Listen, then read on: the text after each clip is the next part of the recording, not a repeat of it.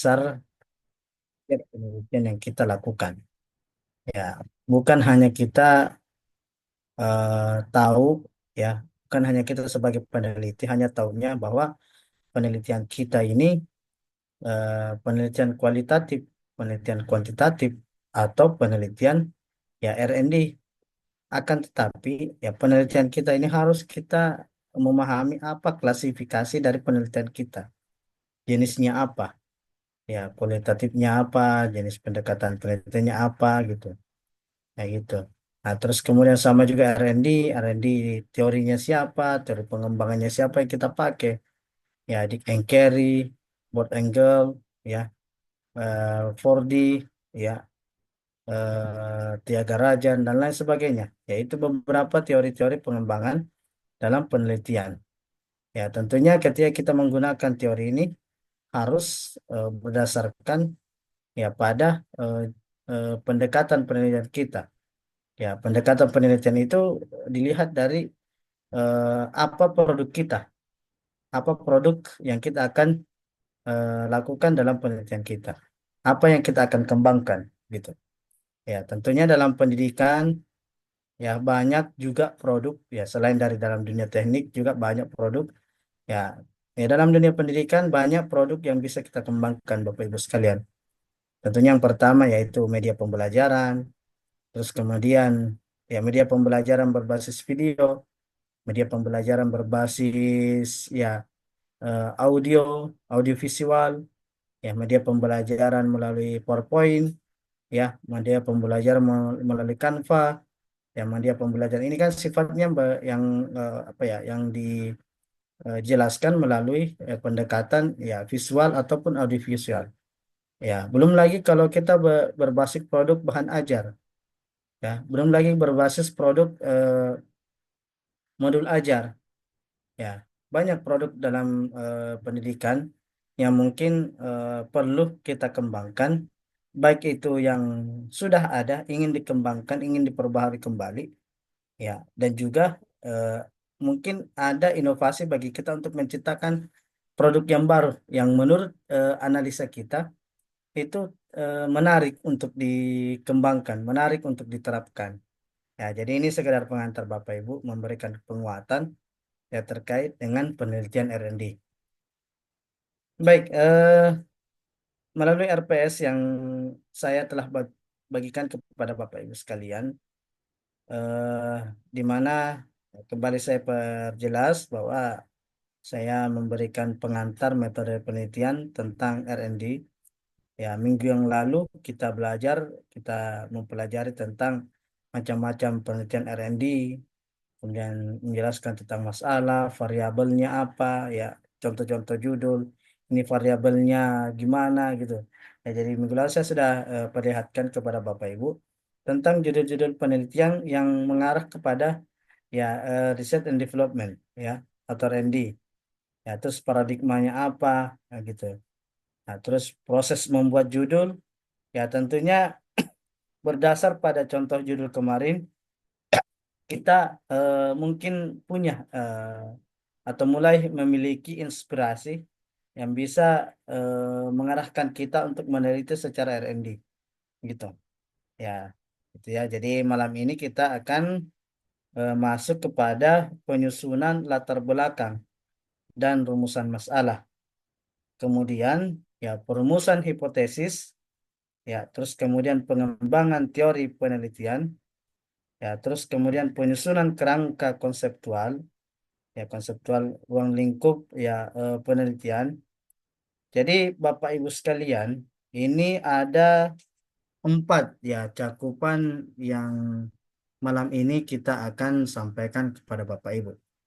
Ya, jadi pada pertemuan ini saya akan menampilkan satu tulisan dari saya yang dimana ya tulisan saya menjelaskan tentang penelitian R&D. Jadi kita langsung kepada praktiknya. Ya. Jadi contoh tulisan yang saya perlihatkan kepada Bapak Ibu sekalian ini adalah contoh tulisan tentang pengembangan materi ajar. Ya, pengembangan materi ajar bahasa Arab. ya kurikulum ya 2013 ya. Jadi kalau kurikulumnya ini sudah tidak komprehensif lagi, ya tidak sesuai dengan kurikulum yang ada. Ya kalau kurikulum yang ada sekarang kan ya MBKM ya, itu atau diistilahkan sebagai ya ya kurikulum merdeka ya. Kalau MBKM itu kan diterapkan di perguruan tinggi ya, gitu. Kurikulum merdeka, merdeka belajar gitu. Oke, di sekolah Bapak Ibu sekalian kan menerapkan tentang ya kurikulum merdeka. Tentunya dari Bapak Ibu sekalian mungkin sudah banyak mengetahui seperti apa cakupan yang diatur dalam kurikulum merdeka itu. Ya, baik itu dalam bidang studi pendidikan agama Islam, bidang studi bahasa Arab, ya, dan bidang studi lainnya yang mengarah pada ini. Ya, jadi ini satu contoh tulisan. Kita terlebih dahulu mengupas tentang seperti apa kita bisa membuat masalah dalam penelitian kita, gitu. Ya, jadi eh, silakan Bapak Ibu mungkin bisa dicatat-catat, ya, bisa dicatat-catat seperti apa kita membuat ya latar belakang masalah, gitu.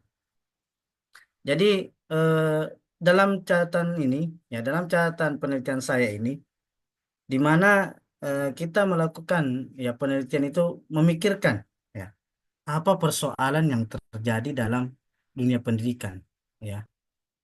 Tuh, apa permasalahan yang mungkin saat ini terjadi dalam masalah dalam ya ketika kita melakukan proses pembelajaran, gitu. Apakah metode kita ya sudah efektif dalam meningkatkan kualitas pembelajaran kita, gitu.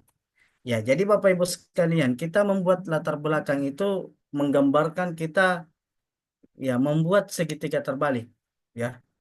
Jadi kalau segitiga berdiri kan ya sudut satunya itu ya sudut satunya ada di atas. Sekarang kalau kita membuat latar belakang masalah itu segitiganya dibalik, ya. Jadi sudut duanya di atas dan sudut satunya ya ada di bawah, gitu.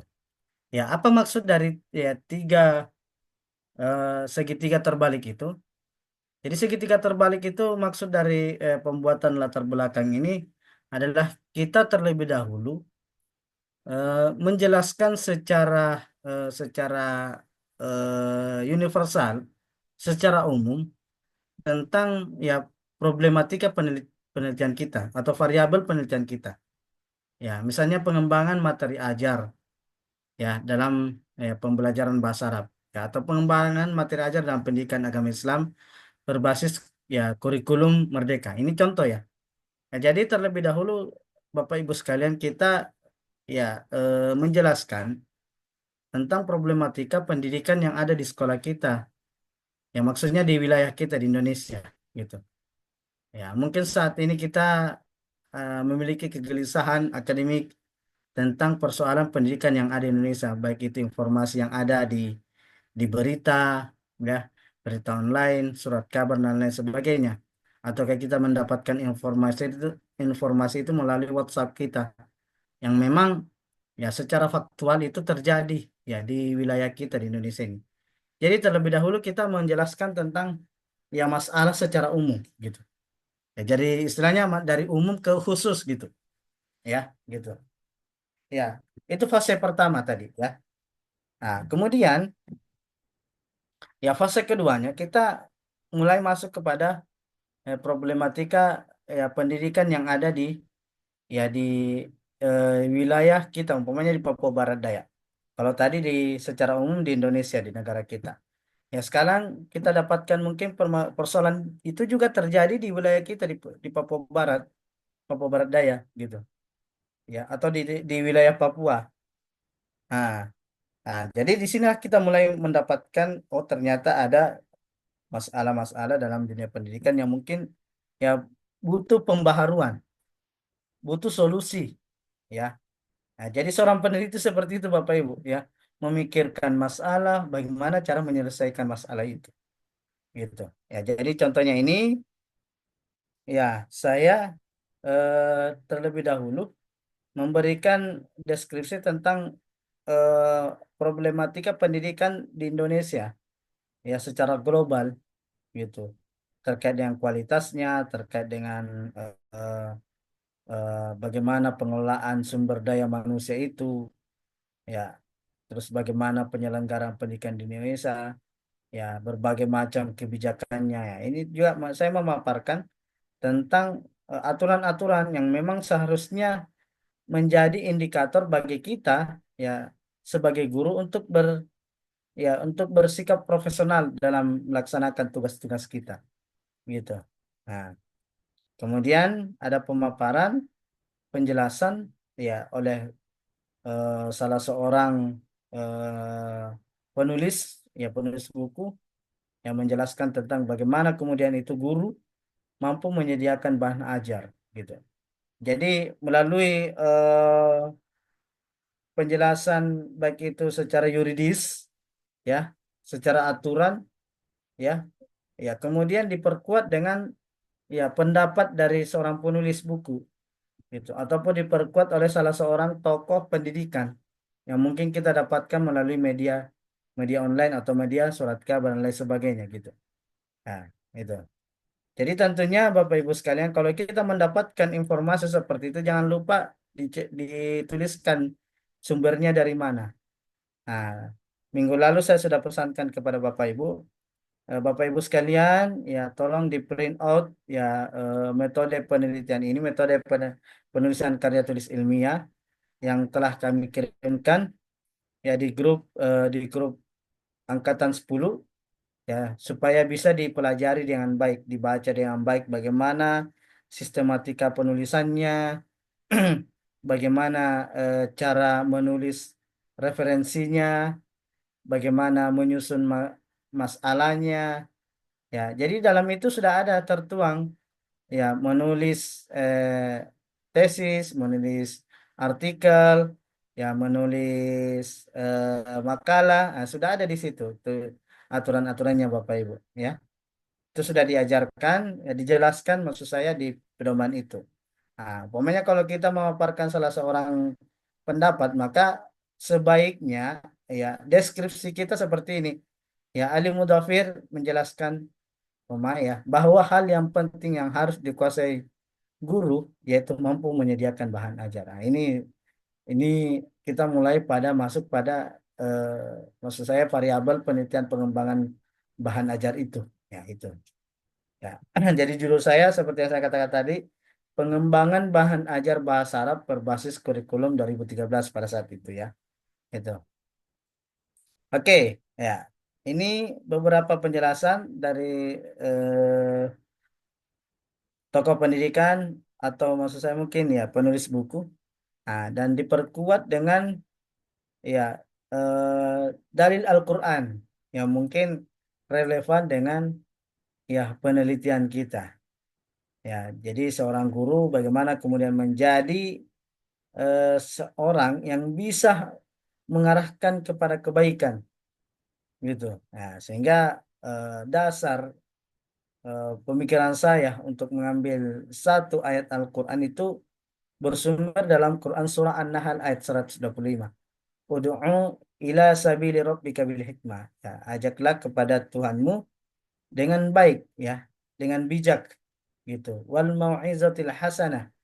Ya, dan pelajarilah ya hal yang baik. Wajadilhum billati hiya ahsan. Dan bantahlah dengan cara yang baik gitu. Inna rabbaka huwa a'lamu biman dhalla an sabilihi wa huwa a'lamu bil muhtadin. Ya, jadi sesungguhnya Tuhanmu dialah yang lebih mengetahui tentang siapa yang tersesat dari jalannya dan dialah yang lebih mengetahui dengan apa. Jadi tentunya Bapak Ibu sekalian mungkin di setiap tulisan-tulisan kita itu harus memperhatikan berapa ketentuan spasi yang kita gunakan. Jadi tulisan saya ini kemungkinan besar sesuai dengan apa yang telah dijelaskan dalam dalam metode penelitian itu ya. Jadi ya oke ya, jadi sudah sesuai. Oh ya, ini seharusnya 24 exactly ya. Ini seharusnya 24 exactly. Oke, baik.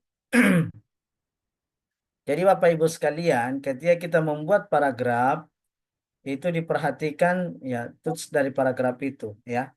Jadi first line ya 1,25, exactly-nya 24 gitu ya. Ini ya jadi diperhatikan ketika kita membuat deskripsi paragraf ya dalam tulisan ya, dan itu sudah diatur dalam pedoman. Nah, silakan Bapak Ibu melihat kembali mencocokkan gitu. Ya, terlebih lagi ketika kita membuat terjemahan dalam Al-Quran. Jadi kalau Al-Quran itu ditulisnya terjemahnya, bukan artinya Bapak Ibu. Ya, jadi sebaiknya dalam tulisan kita ketika kita mengutip ayat Al-Quran, maka tulisan eh, ya translate-nya itu ya terjemahnya, bukan artinya. Gitu. Ya, sama juga kalau kita Bapak Ibu sekalian berceramah atau berdakwah. Tentunya Bapak Ibu yang banyak ustadz ini. Ya, kita menyampaikan Quran surah ya, surah apapun, tapi kita sebutkan artinya ya gitu. Ya, apa perbedaan artinya dan terjemahan ini informasi dulu yang sering saya dengarkan dari dosen pembimbing saya. Ya, kalau artinya itu masih eh, masih ini mengambang ya, mengambang maknanya gitu ya. Tapi terjemahnya ya terjemah itu dalam artian di sini adalah makna yang terkandung dalam ya ya dalam arti Al-Qur'an itu dan dalam terjemah Al-Qur'an itu. Jadi dari saduran bahasa Arab yang ada itu itulah kemudian ditranslatekan, diterjemahkan ke dalam seperti inilah. Itu itu sekadar informasi ya. Apa bedanya artinya? Kalau kita mengutip eh, apa ya hadis ya itu kita tuliskan artinya gitu ya artinya.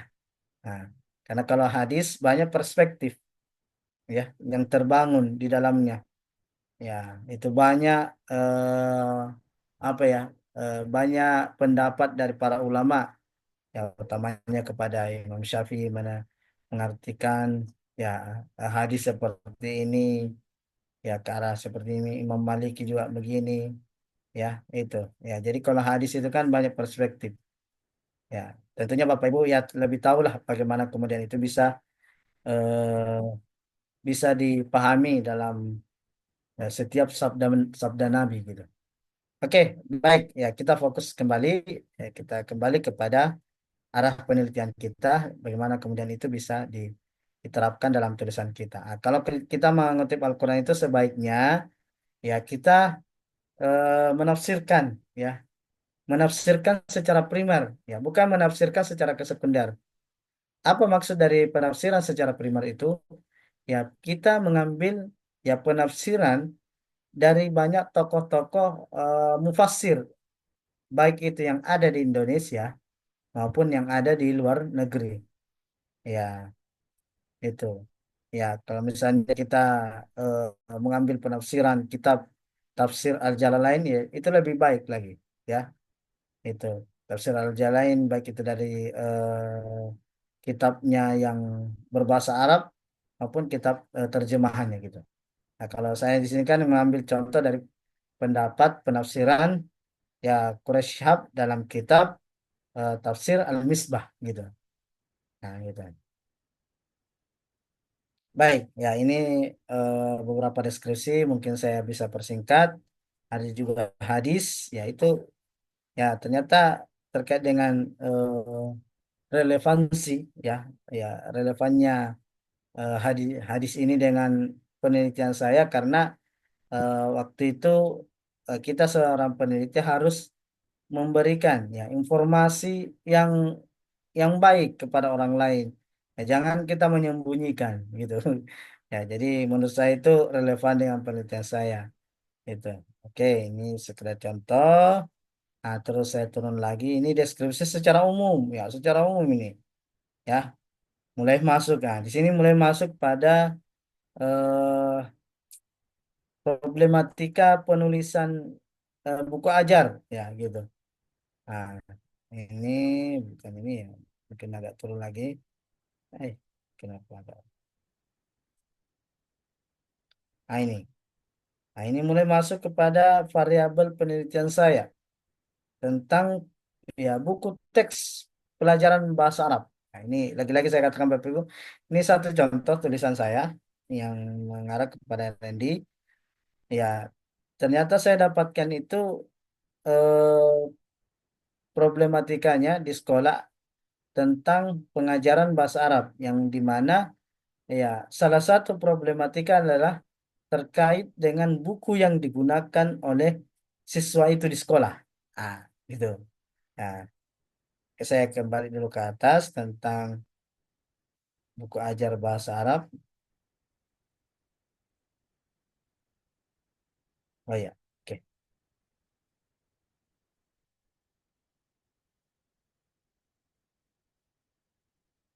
Ya, jadi sebagai informasi ya bahwa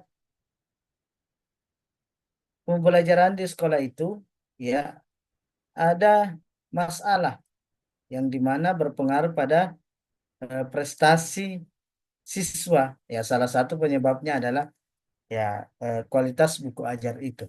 Nah, gitu. Jadi Bapak Ibu sekalian, apa yang hikmah yang kita petik dari tulisan ini? Tentunya ketika kita meneliti ada kegelisahan akademik yang kita harus tuangkan dalam tulisan kita. Tentunya itulah menjadi alasan utama bagi kita untuk ya melakukan penelitian itu. Jangan sampai Bapak Ibu sekalian meneliti ya tanpa adanya asbab, ya ada sebab akibat gitu, ya. Jadi harus meneliti karena adanya sebab, ya, bukan karena tidak adanya sebab kita meneliti. Nah, itu namanya yang mengarang bebas gitu, ya. Oke, jadi apa buku yang dimaksud dari eh, siswa, ya siswa itu sehingga kemudian mereka ya mengeluh tentang kualitas buku ajar itu ternyata ya berada pada ya buku teks pelajaran yang ada pada saat itu yang mereka pelajari, ya gitu. Ya, buku tes Durusul Lughal Arabiyah. Nah, ini yang mereka maksud. Itu yang diajarkan oleh gurunya, ya ternyata ada ya yang perlu dikembangkan, ya dari segi materinya, penyajiannya, bahasa dan grafik. Ya, nah ini dari hasil dari analisis sementara penulis bahwa terdapat kelemahan dari aspek pemuatan materi ajar seperti materi pembelajaran yang sangat banyak, penempatan materi qiraah yang berada di bagian akhir dan perlu ditambahkan kamus kecil atau glosarium dan daftar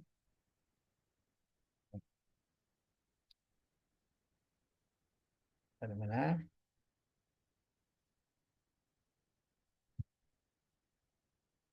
Nah, ini.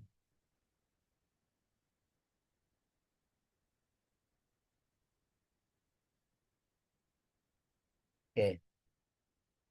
Dan daftar ya istilah, ya daftar istilah pada bagian akhir materi ajar agar pembelajaran bahasa Arab lebih efektif. Nah, ini pemaparan saya ya terkait dengan kegelisahan akademik, ya yang saya dapatkan di buku itu. Nah, jadi dalam penelitian saya ini selain melakukan riset secara kualitatif ya kuantitatif, saya melakukan riset secara kajian pustaka itu. Jadi dipelajari apa isi dari buku itu gitu. Mencari ya ya kelemahan ya yang sebagaimana dasar kelemahan itu apa yang disampaikan oleh siswa, apa yang disampaikan oleh guru gitu. Ya. Jadi dari asumsi tersebut di atas, maka peneliti memilih buku paket bahasa Arab, Durusul Lughal Arabiyah ini salah satu contohnya, sehingga kemudian eh, bagian dari pemaparan rumusan masalah ya, atau eh, mendeskripsikan apa latar belakangnya. gitu. Oke, baik Bapak Ibu sekalian. Ya, kemudian kita menjelaskan apa itu kurikulum 2013 ya, yang pada saat itu diterapkan di sekolah ya. Ya, tentunya Bapak Ibu ya nggak boleh lagi meneliti ya terkait dengan kurikulum 2013 ya, tidak komprehensif lagi gitu. Baik ya. Kemudian eh, kita masuk pada rumusan masalah ya. Jadi beberapa contoh ya judul-judul yang minggu lalu ya telah saya berikan kepada Bapak Ibu sekalian. Tentunya rumusan masalah yang dikembangkan dalam penelitian R&D itu yang pertama kali kita harus paparkan adalah bagaimana prosedurnya ya. Bagaimana prosedur pengembangan materi ajar buku teks Durusul Lughal Arabiyah. Nah, ini contoh dari rumusan masalah. Tentunya kalau Bapak Ibu mau mengembangkan materi ajar atau modul ajar atau media ajar kah dan lain sebagainya yang berkaitan dengan produk, maka harus terlebih dahulu dipaparkan bagaimana prosedur pengembangan bla bla bla bla itu, di mana lokasi penelitian kita itu. Oke. Nah, terus kemudian ya, rumusan masalah yang kedua adalah mengenai tentang validitas dan kepraktisan. Itu sebaiknya seperti itu. Supaya eh, kelayakan dari ya bukan penelitian, produk kita memang eh, perlu atau layak untuk diimplementasikan di proses pembelajaran gitu. Ya, jadi minggu lalu saya eh, minggu lalu ya, mungkin saya sudah paparkan ya bagaimana eh, tentang validitas dan kepraktisan produk bahan ajar minggu lalu ya di kelas ini, gitu. Halo Bapak Ibu, Iya, Pak. ya minggu lalu saya sudah memaparkan validitas dan kepraktisan ya, bagaimana cara menguji validitasnya, ya ya, Sepertinya belum, Pak. Hah? Cara mengujinya yang belum. Oh gitu. Ya. Minggu lalu saya memberikan teori teori pengembangan bahan ajar ya, R&D, Iya, yang R&D. Cara Baru mengujinya. baru teori-teori saja kemarin Pak Rosi. oh, teori-teorinya. Iya. Judul-judulnya sudah ada toh, contoh judul Nya ada. sudah. Iya, contoh judulnya sudah ada. Oh iya ya, oke oke baik. Ya, yang sampai saya belum kasih tentang ini apa apa itu teori-teori R&D, bagaimana model-model pengembangannya. Ya, itu yang ini. Ya, jadi mungkin Bapak Ibu sekalian ndak ingat ya pada saat itu saya menjelaskan tentang validitas ya. Di mana kita menguji validitas dari produk bahan ajar kita, tentunya kita uji validitas, uji ini validasi ahli ya. Mungkin diingat Bapak Ibu, minggu lalu saya menyampaikan tentang validasi ahli, ahli di bidang materi, ahli di bidang bahasa, ahli di bidang grafik dan lain sebagainya, gitu. Ya, itu. Jadi untuk menguji validitas ini kita menggunakan secara kuantitatif, ya. Validnya produk kita, kita validasi di ya tim ahli, ya. Ahli dalam bidang pembelajaran, PAI, ahli dalam bidang grafik, ya gambar, karena gambar juga penting, ya, begitu kualitasnya gambar kita, kesesuaian gambar kita dengan materi, ya jangan sampai kita memuat gambar-gambar yang tidak relevan dengan materi ajar kita, ya contoh, ya contoh, ya kita menjelaskan tentang bagaimana saling tolong menolong, ya dalam eh, kerukunan umat beragama. Tapi yang kita munculkan dalam gambar itu ternyata buku ya, maksud saya gambarnya itu gambar orang belajar gitu. Gambar anak sekolah yang ya pergi sekolah gitu, atau gambar anak sekolah yang cium tangan orang tuanya. Kan itu nggak sesuai dengan materi gitu. Jadi silakan Bapak Ibu memperhatikan hal-hal seperti ini. Nah, jadi itu diuji secara validitas. Terus kemudian bagaimana menguji secara praktis? Tentunya ini juga diuji secara kuantitatif, ya. Diuji melalui uji coba lapangan, ya, terkait dengan kepraktisannya. Ya, uji coba melalui kelompok kecil, ya, kelompok besar, ya, gitu, ya. Dan itulah yang menjadi bagian dari kesimpulan penelitian ini, oh, produk kita praktis, gitu, ya. Baik, ya. Kemudian selanjutnya bagaimana kita menguji efektivitasnya, ya. Jadi menguji efektivitas produk bahan ajar itu dilihat dari ketika, ya, produk bahan ajar kita ini katakan valid dan praktis atau sudah layak untuk digunakan. Ya, jadi menguji kepraktisan ini biasa diuji secara uji T, ya, T hitung biasanya diistilahkan begitu. Nah, ada rumus-rumusnya yang kita gunakan baik ketika kita menguji uji T itu menggunakan SPSS atau menguji dengan rumus yang kita telah cantumkan dalam, ya, konsep metode penelitian kita. Tentunya uji T itu, ya, ketika kita menggunakan rumus ada juga rumus yang telah dipatenkan dalam, ya, menghitung berapa uji efektivitasnya atau uji pengaruhnya gitu. Nah, gitu. Ya, kemudian selanjutnya, oh, adalah definisi operasional. Jadi kalau penelitian kita variabelnya apa, Bapak Ibu? Ya, harus dipahami terlebih dahulu. Kalau tesis itu kita sudah mengarah pada eh, ya, penjelasan penjelasan dari variabel yang ada, gitu. Ya, kalau skripsi kita masih menjelaskan misalnya pengembangan bahan ajar. Ya, kita hanya mendefinisikan apa itu pengembangan, apa itu bahan ajar, apa itu bahasa Arab.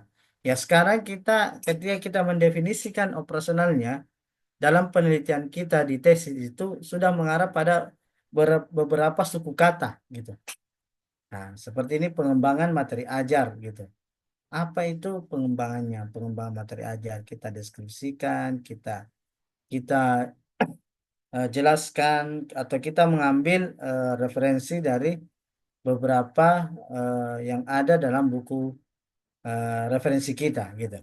Nah, yang relevan dengan penulisan tesis kita, gitu. Nah, intinya ini sini pengembangan materi ajar. Karena tadi yang, ya, kita bahas tentang pengembangan materi ajar. Nah, jadi ini definisi operasionalnya. Tentunya Bapak Ibu, intinya di sini adalah mengembalikan kembali, ya, eh, wawasan penulisan kita, gitu, ya, atau kita memperbanyak literasi. Nah, terus kemudian yang kedua adalah definisi operasionalnya, yaitu buku teks Durusul Lughal Arabiyah. Nah, oke, tunggu dulu Bapak Ibu, ya. Saya cas satu dulu.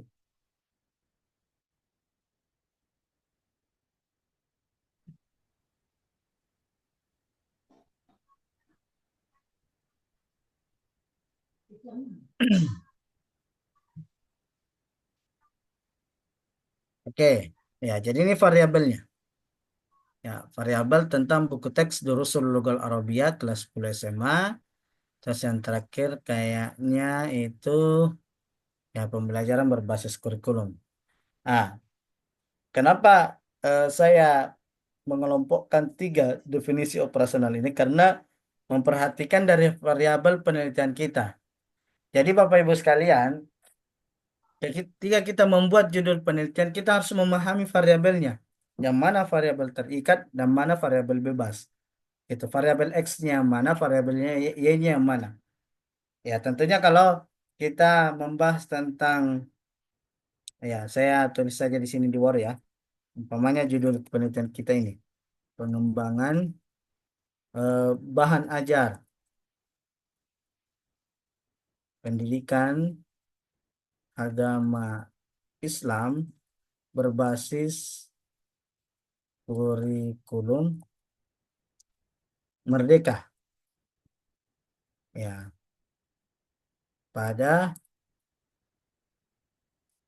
peserta didik di MTS. Ya, ini contoh ya, MTS ya negeri satu Manokwari. Ini contoh ya, Manokwari. Nah, ya. Jadi yang mana variabel X-nya di sini Bapak Ibu? Yang mana variabel Y-nya? Nah, jadi variabel X-nya, variabel bebasnya ya, itu diperhatikan gitu. Ya, variabel bebasnya itu ada di sini. Ini ya. Dia bebas dia bebas mengarahkan kemana arah penelitian kita. Nah, terus kemudian variabel terikatnya mana? Ya, kurikulum ya merdeka. Ya, berbasis kurikulum merdeka maksud saya. Ini variabel Y-nya.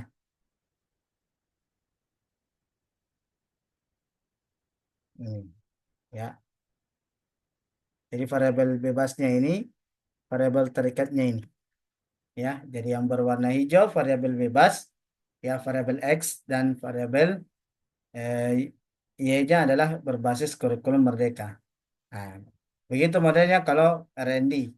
Ya, terus bagaimana kalau menggunakan konsep penelitian kualitatif, misalnya implementasi kurikulum merdeka. Ini contoh ya, merdeka ya pada atau dalam ya, pada atau dalam. Saya pakai kata dalam, dalam pembelajaran PAI di MTS Negeri satu Manokwari. Ini contoh. Nah, ya, yang mana variabel X-nya di sini? Nah, jadi variabel X-nya adalah kurikulum, boleh juga implementasi kurikulum merdeka ya. Ya, ini variabel X-nya ya. Terus yang mana variabel Y-nya? Ya, ini pembelajaran PAI. Ini. Nah, jadi Bapak Ibu sekalian, dalam menyusun konsep judul itu kita harus memahami variabelnya masing-masing. Variabel X-nya ini, variabel Y-nya ini. Ya, implementasi kurikulum merdeka, pengembangan bahan ajar pendidikan agama Islam. Ya, apanya? Apanya yang ingin dikembangkan? Untuk siapa? Itu, ya. Ya, jadi apanya yang ingin diimplementasikan kurikulum merdeka itu? Di mananya? Ya, jadi kita harus jelaskan, ya ternyata kita ingin mengimplementasikan kurikulum merdeka itu dalam pembelajaran PAI, ya. Jadi esensi penelitian kita mengarahnya kemana, gitu, ya. Jadi itu ya sekedar contoh ya Bapak Ibu untuk menjelaskan cakupan dari definisi operasional kita. Oke, saya hapus sekarang.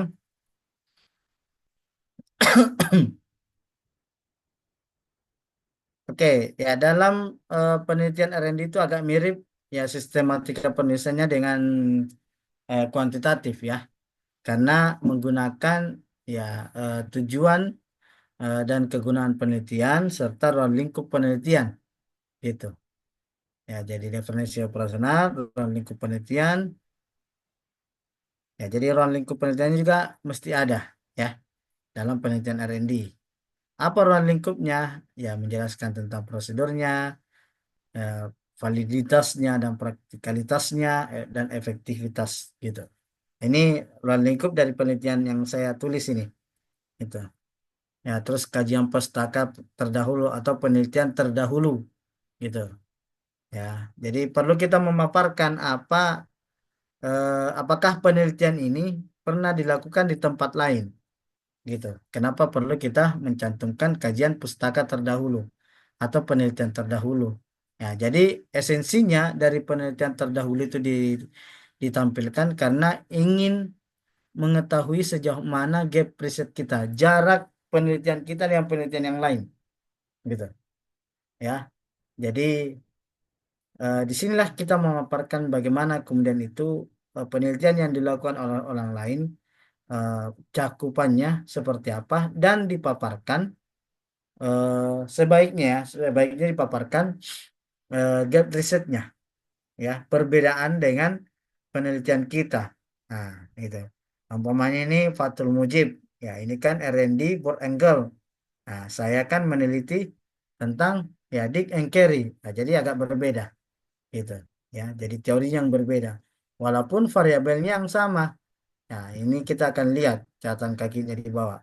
Pengembangan bahan ajar buku teks pelajaran bahasa Arab tingkat MTS. Nah, ya, jadi saya juga mengembangkan bahan ajar buku teks pelajaran bahasa Arab. Ya, tapi eh, teorinya yang berbeda dan juga ya tempat penelitiannya yang berbeda. Bukunya siapa yang diteliti gitu. Nah, jadi itu bagian dari gap riset kita, jarak penelitian kita. Ya. Kemudian Muhammad Hayu Mahmud. Nah, ini. Penelitian tesis berbasar tentang pengembangan bahan ajar yang diterapkan di pendidikan bahasa Arab Unilal di Makassar. Nah, ini sama dengan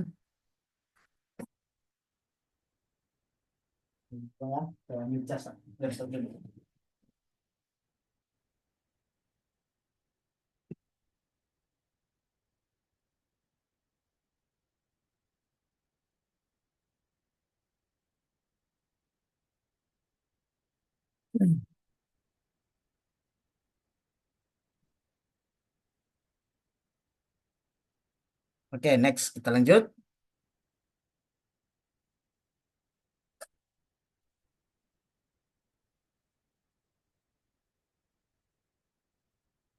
Ya, jadi di penelitian ini ya menggunakan teori R&D di Carey. Apa perbedaannya? Ya, perbedaannya pada objek penelitiannya itu.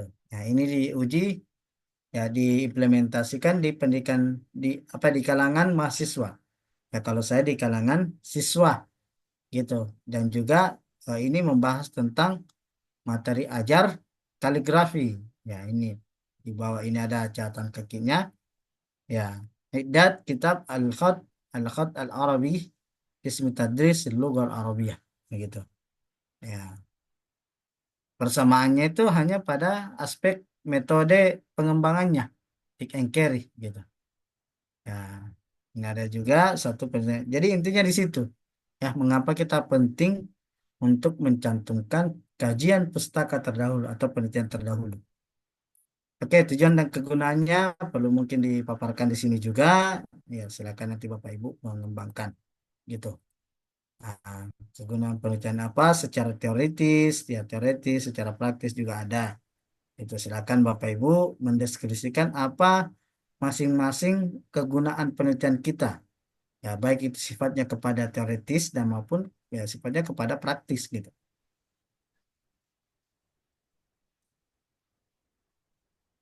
Oke, saya kira eh, seperti itu penjelasan saya Bapak Ibu sekalian dari eh, materi kita malam ini. Di mana materi kita malam ini adalah menjelaskan tentang menjelaskan bagaimana kita bisa menyusun latar belakang ya dan rumusan masalah.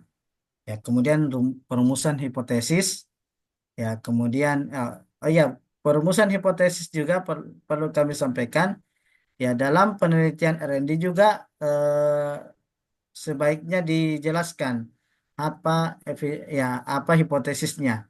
Tentunya karena kita di R&D juga membutuhkan penjelasan tentang efektivitas, ya sehingga kemudian ini hipotesis itu perlu dicantumkan apakah hipotesisnya itu ada atau tidak ada, efektivitasnya efektif memberikan pengaruh, ya, berpengaruh pada peningkatan prestasi atau tidak gitu.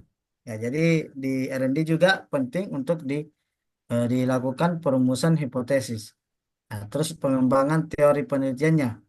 Ya, tentunya Bapak Ibu sekalian dalam pengembangan teorinya kita mengacu pada satu metode eh, pengembangan gitu. Ya, terus penyusunan kerangka konseptual dan ruang lingkup penelitiannya. Gitu. Baik, Bapak Ibu sekalian, tentunya dalam teori-teori pengembangan yang eh, mungkin kita bisa pahami dalam eh, pertemuan kali ini, yaitu, nah ini silakan mungkin dilihat Bapak Ibu sekalian, ini ada sedikit penjelasan tambahan ya dari landasan teori. Jadi tinjauan teoritis dalam penelitian R&D itu terlebih dahulu kita memaparkan tentang model-model penelitian pengembangan. Kayaknya ini saya sudah perlihatkan kepada Bapak Ibu pada pertemuan sebelumnya, ya model-model pengembangan ya, model pengembangan penelitian, tinggal nanti dikembangkan kembali deskripsinya gitu. Nah, kayaknya saya sudah perlihatkan kepada Bapak Ibu model-model pengembangan. Jadi menyusun kerangka teoritis itu memperhatikan, ya lagi-lagi memperhatikan variabel penelitiannya. Umpamanya kita membahas tentang pengembangan materi ajar. Materi ajar bahasa Arab kurikulum 2013 ya. Jadi pertama kali kita harus paparkan adalah model-model pengembangan ya. Bagian A, model-model pengembangan. Nah, terus ya bagian yang kedua adalah eh, pembelajaran bahasa Arab gitu. Karena kita membahas tentang pembelajaran. Jadi kalau Bapak Ibu membahas tentang pendidikan agama Islam, maka yang dipaparkan dalam kajian teoritisnya yang kedua adalah pembelajaran pendidikan agama Islam atau pendidikan agama Islam gitu. Ya. Nah, terus kemudian ya kita jelaskan kembali sesuaikan dengan judul kita adalah umpamanya berbasis kurikulum merdeka. Maka sebaiknya dijelaskan teori tentang kurikulum merdeka itu. Nah, saya scroll ke bawah lagi.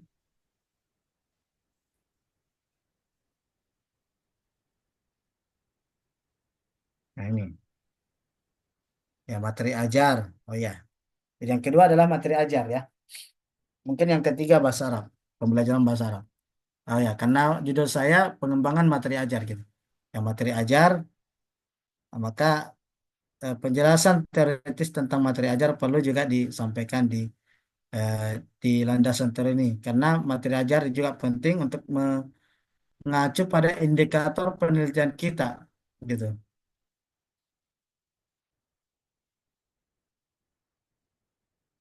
Scroll ke bawah dulu Bapak Ibu ya untuk melihat kajian teoritisnya.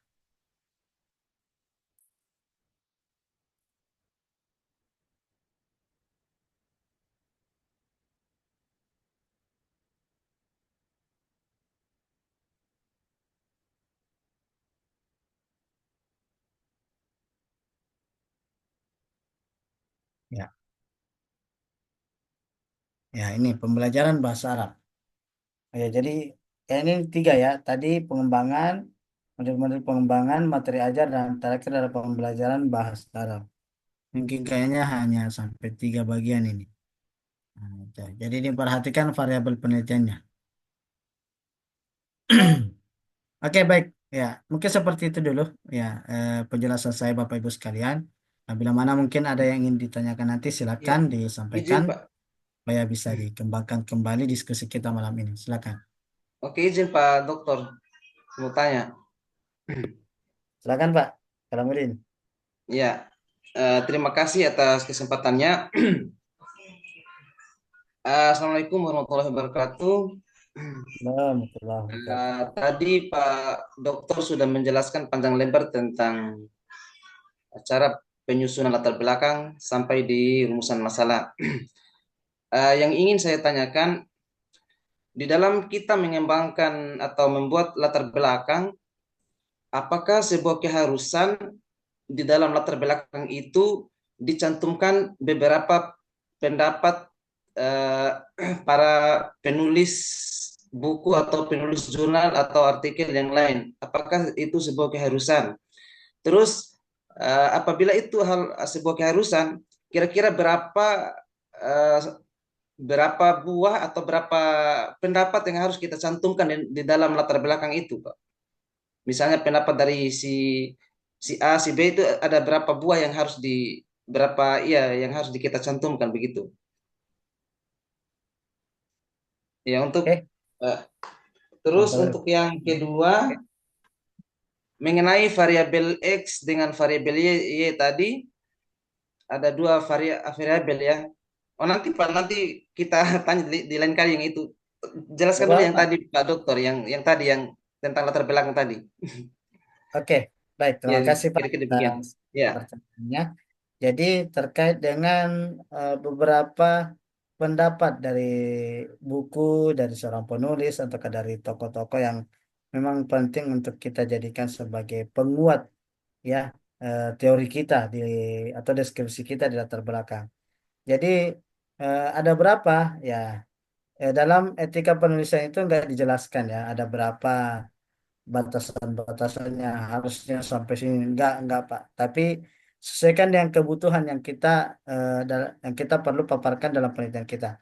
Umpamanya kita menjelaskan tentang fenomena ya fenomena kegelisahan akademik kita, sebaiknya itu diperkuat dengan tulisan-tulisan ya tulisan-tulisan dari jurnal, tulisan-tulisan dari buku ya karena setiap pendapat yang kita paparkan itu harus diperkuat melalui ya data-data ya melalui data kualitatif ya data kualitatif yang saya maksud di sini adalah pendapat dari beberapa tokoh ya pendapat dari buku ya tulisan dan lain sebagainya itu data penguat Pak dan itu penting untuk dicantumkan dalam setiap deskripsi latar belakang kita gitu begitu Pak Kalamuddin. oh iya, Ya, iya makasih Pak. ya. Baik, Bapak Ibu yang lain ada yang ingin ditanyakan? Terus Pak, Ya, sedikit lagi Pak. Kalau untuk latar belakang itu terus kira-kira ada dibatasi ada berapa paragraf mungkin atau berapa berapa ratus kata mungkin ya. batasan-batasannya? Oke, baik. Ya, di pedoman penulisan nggak terlihat Pak berapa kata ya yang diperlukan dalam penulisan latar belakang. Nggak dijelaskan berapa batasannya. Tapi sebaiknya ya paling kurang deskripsi latar belakang itu adalah paling paling kurang ya. Itu paling kurang itu 5 lembar ya. 5 lembar Oh, ya paling banyak mungkin 7 lembar gitu. Itu sudah terlalu banyak gitu. Nah, iya. jadi biasanya seperti yang kita dapatkan. Ya, jadi tinggal kita mungkin sebagai pembimbing, umpamanya saya sebagai pembimbing, ya hanya melihat sejauh mana apa yang Anda butuhkan, ya, sejauh mana ya fenomena yang Anda ingin jelaskan di di latar belakang itu. Jadi hanya sebatas itu yang kita akan baca dan perhatikan. Apakah sudah lengkap beberapa komponen-komponennya di dalam? Apakah sudah membentuk segitiga terbalik masalahnya gitu. Ya, itu jadi komponen utamanya seperti fenomena secara umum. Ya, terus kemudian kegelisahan akademiknya apa? Ya, kegelisahan akademik di sekolah atau di lapangan seperti apa yang Anda paparkan. Dan itu alasan Anda ingin meneliti gitu. Ya, jadi kita sebagai pembimbing hanya melihat di situ, hanya membaca. Kalau nggak ada yang itu, maka itu yang kita akan cari dan itu yang akan kita minta untuk bisa dicantumkan. Nah, dan itu bukan bukan berarti kita mengada-ngada. Seorang peneliti tidak boleh mengada-ngada juga. Ya, kalau di yang saya uji kemarin, kenapa Anda neliti ini? Ya, begitulah Pak. Kalau tesis yang dibikin-bikin, ini yang membuat saya agak tersinggung tadi. Tesis itu karya tulis ilmiah itu enggak boleh kata dibikin-bikin. Ya, ini Anda menghina ini. Saya kasih begitu. Anda menghina eh, sebuah riset kalau begini nih. Ya, jadi bukan istilah dibikin-bikin dan bukan istilah mengada-ngada, tapi ya, kita memang betul-betul mendapatkan di lapangan, gitu. Ya, ya bagaimana Bapak Ibu yang lain? Mungkin Atau ada sedikit pertanyaan dari saja para Pak Dok terkait dengan penelitian research and development ini. ya, Tadi menarik sekali apa yang disampaikan oleh Pak Dokter itu sehingga saya ada timbul pertanyaan. Saya gelisah dari tadi sebenarnya ini. ya silakan Pak. Iya, misalnya begini Pak Dok.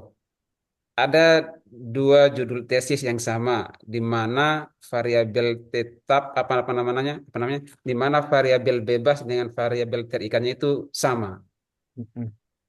Apakah ketika metode pengembangannya itu berbeda, berarti hasil penelitian juga berbeda, Pak Dok? Mm-mm. Gitu.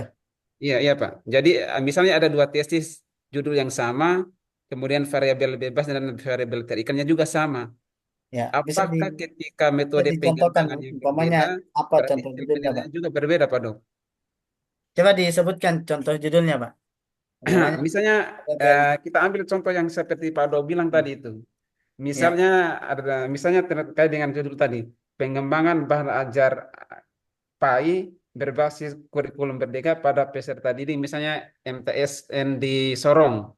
ya. Jadi dua tesis yang misalnya itu misalnya judul tesis yang satu begitu, kemudian judul tesis yang lain juga sama. Jadi variabel bebasnya sama, variabel terikatnya sama. Kemudian pertanyaan saya, apakah jika metode pengembangannya berbeda, berarti hasil penelitian juga berbeda, Pak? Oke, ya mungkin seperti ini maksudnya Pak Firman ya. Iya. Eh, pengembangannya sama ya, pengembangannya, prosedur pengembangannya sama, begitu maksudnya Pak ya. Ya, misalnya Nah, dan dan metode bedanya pengembangan hanya yang, di yang sekolahnya. iya, metode Nah, misalnya metode pengembangan maksudnya di sini yang saya maksud ini misalnya yang judul tesis pertama memakai metode pengembangan biasanya Dick and Carey. Kemudian hmm, tesis yang kedua memang memakai mungkin Sugiono kah atau Bohr ya, and Gall kah? Nah, hmm, itu pertanyaan saya. Maksudnya dua tesis yang sama ini, variabel bebasnya sama, nah, variabel terikatnya sama, tetapi oleh karena beda metode pengembangannya, berarti hasil penelitiannya juga berbeda, Pak Dok. ya, jadi ya kalau dilihat dari seperti ini Pak itu berbeda ya, karena Iya, karena mengacu pada proses prosedur pengembangannya iya, gitu. Ya, misalnya board angle, ya iya, sistematikanya seperti ini. Otomatis itu berbeda narasi temuannya di dalam menyusun ya sistematika atau prosedur penyusunan bahan ajarnya gitu. Kemudian kita mengacu pada board angle atau di anchoring ya. Jadi board angle dan di anchoring ini berbeda juga. Nah, jadi itu nggak apa-apa Pak. Sepanjang metode yang berbeda itu itu tetap sah untuk dilakukan penelitian itu. Ya, karena secara otomatis akan muncul ya apa analisis kebutuhannya masing-masing, apa produk pengembangannya, apa validitasnya gitu. Jadi tetap berbeda gitu. Jadi boleh untuk dilakukan walaupun bunyi judulnya sama, ya baik itu variabel bebas dan variabel terkaitnya sama, tapi metode yang berbeda itu boleh. Ya itu. Ya itu yang tidak boleh kalau variabelnya sama, kemudian metodenya sama, ya dan tidak sama tempat penelitiannya. Misalnya pernah dikembangkan di Manokwari, ya pengembangan bahan ajar berbasis kurikulum dari kurikulum Merdeka itu. Ya metodenya metodenya menggunakan board angle dan itu mau diterapkan di sekolah Sorong. Ah, itu itu nggak bisa ya dilakukan riset seperti itu karena metodenya sama, variabelnya sama, itu nggak bisa walaupun di tempat lain. Nah, apa yang dimaksud dari hal seperti ini tuh ya tinggal diseminasikan, ya bukan diimplementasikan tapi diseminasikan dibandingkan dengan sekolah lain. Jangan sampai itu eh, ketika kita membuat bahan ajar itu ya hanya di sekolah itu memang menjadi pokok permasalahan. Ya cobalah kita bandingkan dengan sekolah lain, kita ujikan di sekolah lain. Itu namanya diseminasi. Jadi konsep penelitiannya ini yang nggak boleh gitu, gitu Pak. baik, baik, baik. Oke, bagaimana Bapak Ibu yang lain? Dokter, Mungkin pada izin ngantuk ini bertanya sudah mau Pak jam Dokter. 10. Ya, silakan. Baik, terima kasih. Assalamualaikum warahmatullahi wabarakatuh. Pertanyaan Waalaikumsalam. pertama Pak Dokter, eh, kita biasa buat latar belakang. Nah, mungkin kesulitannya adalah ketika ada berbagai macam teori, Pak Dokter. Teori ataupun jurnal atau buku yang kita baca, ada yang keluaran terbaru, misalnya 2024 dan ke bawah, atau ada keluaran terlama. Nah, kira-kira eh, metode atau cara yang paling efektif supaya latar belakang itu apa bisa bisa sesuai dengan ekspektasi kita gitu. Yang kedua, eh, kadang kita mengambil ayat atau hadis dari googling atau dari media sosial itu. Nah, ketika kita akan eh, cantumkan di dalam makalah ataupun tesis kita itu, kira-kira bagaimana Pak Dokter eh, supaya kita tidak salah eh, mensadur dari googling itu tadi, baik itu apa ayatnya sendiri maupun terjemahannya. Kemudian yang ketiga, tadi Pak Dokter menjelaskan terkait dengan rumusan masalah. Nah, itu menceritakan tentang prosedurnya seperti apa. Mungkin untuk gambaran umum, Pak Dokter bisa menjelaskan lagi kira-kira bahasa atau kalimat yang akan kita jelaskan di dalam rumusan masalah itu, apakah menjelaskan untuk penjelasan seperti segitiga terbalik tadi, Pak Dokter. Mungkin itu pertanyaan dari saya, Pak Dokter. Oke, baik ya. Bapak Ibu sekalian, ya, yang pertama yang ditanyakan oleh Pak Herman Darmawanto terkait dengan pengutipan buku, ya, itu, ya, atau pengutipan referensi. Jadi Bapak Ibu sekalian, dalam menyusun tulisan-tulisan kita sebaiknya referensi yang kita gunakan itu 5 tahun terakhir, supaya eh, kualitas tulisan kita itu tulisan-tulisan terbaru atau informasi-informasi yang terbaru, ya, dan komprehensif gitu. Nah, itu ya mengapa kita selalu mengarahkan mahasiswa, ya, ayo sitasi tulisan-tulisan dosennya ya 5 tahun terakhir, atau ayo dikutip buku-buku dosennya yang 5 tahun terakhir, ya, supaya ada istilah keterbaharuan ya dalam ilmu pengetahuan kita. Ya, karena ya kita sudah kan pahami gitu ya bahwa ya setiap 5 tahun itu ya kurikulum berubah, ya, ya, jadi menteri berubah, ya kurikulumnya juga berubah gitu. Ya, jadi sebaiknya tulisan kita itu 5 tahun terakhir. Nah, terus kemudian yang kedua yaitu apa tadi Pak ya? Saya ini. Tentang ayat, mensadur Oh ya, ayat tentang atau ayat Al-Quran dan hadis ya.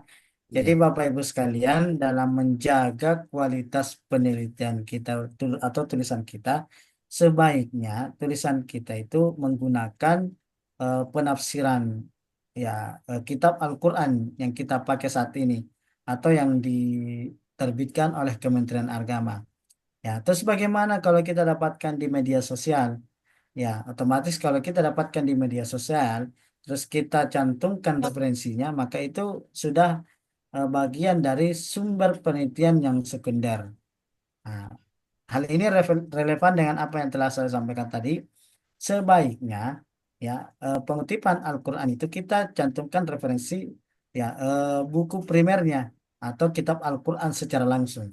Nah, gimana Bapak Ibu sekalian? Ini satu tulisan saya yang saya kutip dari ayat Al-Quran, ya. Ya, jadi eh, bagaimana kemudian Bapak Ibu sekalian? Mana tadi ya? Udah dibawa.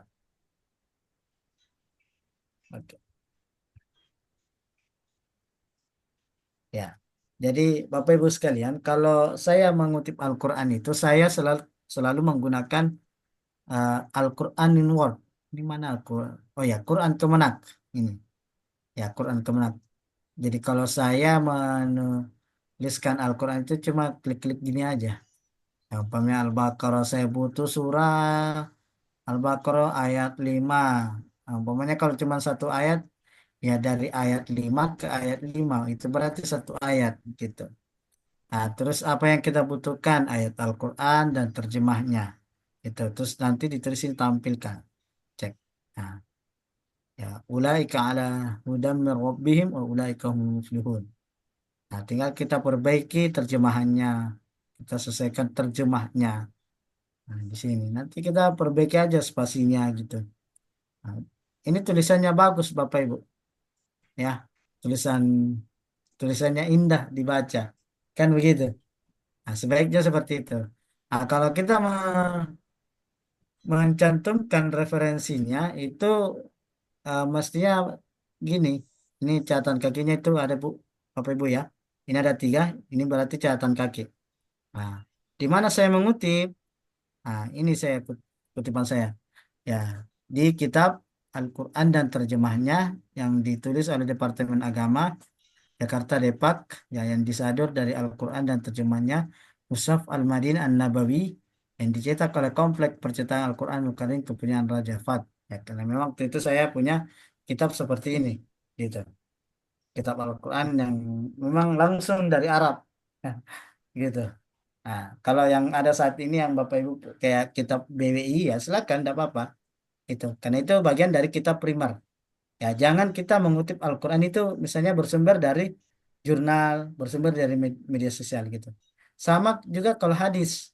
Ya, kalau hadis itu sebaiknya kita mengambil ya referensi dari kitab misalnya Sahih Bukhari, Sahih Muslim. Nah, ini contoh dari kutipan saya hadisnya. Ya, An Nabi Hurairah, qala dan seterusnya gitu ya. Nah, nah, jadi kalau kitab hadisnya atau bunyi hadisnya itu ini ada 5, itu saya ambil dari kitab ya Abu Isa Muhammad bin Isa bin Saura At-Tirmizi. Ya Sunan At-Tirmizi bab ma jaa fi kitmani al-ilmi al-hadis. Ya hadisnya nomor 2649, ya diterbitkan di Kairo. Ya nama penerbitnya Darul Hadis, halaman 145. Ya, jadi ini namanya kitab primer. Nah, terjemahannya saya dapatkan di mana? Ya, di kitab ini. Ya, kitab Abdul Majid Khan, hadis Tarbawi, hadis-hadis pendidikan. Ya, di situ memang ada hadis yang menjelaskan tentang ini, nah, dan ada terjemahnya. Saya ambil dari situ. Ya, tetapi secara apa ya, ya otentifikasi dari hadis ini, ya otentiknya hadisnya ini saya ambil dari kitab primernya gitu. Nah itu ya dari kutipan Al-Quran dan hadis. Terus yang terakhir tadi apa Pak? Tolong diingatkan saya lagi. Eh, Rumusan masalah Oh ya, baik. prosedurnya itu. Rumusan masalah. Ya, jadi kalau kita membuat rumusan masalah, kembali saya informasikan kepada Bapak Ibu, perhatikan variabel penelitiannya, variabel bebasnya, apa yang Anda ingin butuhkan, apa yang Anda ingin dipecahkan dari variabel bebas itu, tentunya mengacu kepada pokok permasalahan yang ada di rumusan masalah kita. Nah, ya, apa rumusan masalah yang kita sudah paparkan, sehingga kita dapat simpulkan, oh ternyata inilah rumusan masalah yang ingin saya pecahkan. Ya, inilah apa ya? Inilah persoalan yang ingin saya ungkapkan dan ingin saya pecahkan dalam penelitian ini. Ya, tentunya Bapak Ibu sekalian, kalau Bapak Ibu bisa membaca dengan baik tulisan saya ini, itu relevan dengan pembuatan rumusan masalah saya, yang dimana rumusan masalahnya adalah prosedur pengembangan, ya bagaimana prosedur pengembangannya, bagaimana menguji kelayakannya melalui validitas dan kepraktisannya, dan yang terakhir adalah menguji efektivitasnya gitu. Nah, eh, kalau mungkin Bapak Ibu masih bingung ya membuat rumusan masalah, nggak apa-apalah Bapak Ibu memperbanyak informasi melalui tulisan-tulisan yang ada di internet saat ini. Nah, umpamanya Bapak Ibu rajin-rajin apa ya membuka skripsi, tesis atau disertasi yang mungkin ya variabelnya hampir sama atau dapat dengan variabel Bapak Ibu, ya itu tinggal dicocokkan ya. Oh ya memang sepertinya ingin dibuat dalam rumusan masalah. Artinya membandingkan dengan tulisan lain, bukan mengcopy paste, tapi membandingkan atau menyamakan persepsi yang ada dalam eh, penelitian kita gitu. Jadi seperti itu Bapak Ibu.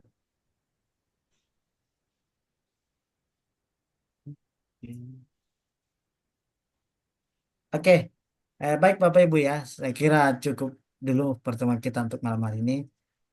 Silakan Bapak Ibu istirahat. Ya, saya juga mau istirahat gitu. Ya, terima kasih dan saya akan absen dulu.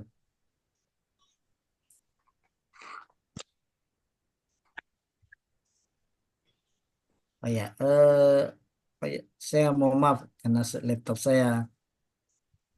yang satu saya pakai mengajar ini malam. Mungkin Pak Eko nanti tulis nama-namanya ya yang masuk malam ini. Ya, Pak. Siap. Eko ada. Hadir, Pak. Hadir, hadir, hadir. Jadi Pak Eko tulis namanya ya yang masuk malam ini ya. Atau enggak Siap, apa-apa Pak. mungkin bisa Siap, siap, di siap. screenshot, di screenshot dulu Pak. Baru kirim di grup. Foto bersama. Pak Sulaiman dia kasih tunjuk gelas teh itu jangan dulu. Iya, siapa yang bisa ini? Siapa yang bisa screen? Baru Ayo dikirim. Pak Eko, Pak screenshot Sulaiman sudah. itu. Ya, kita foto bersama. Foto Oke, bersama. siap.